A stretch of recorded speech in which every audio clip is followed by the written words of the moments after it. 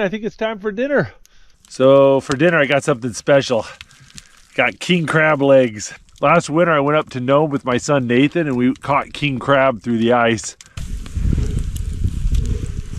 I've got this little jar with garlic and butter in it.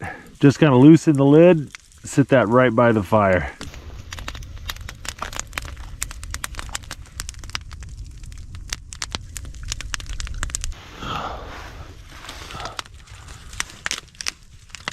Look at the size of that crab leg.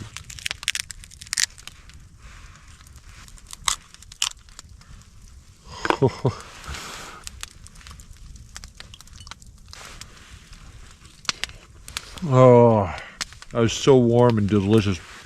When you cook the crabs over the fire too, it makes their shells brittle. Makes it a lot easier to shell them.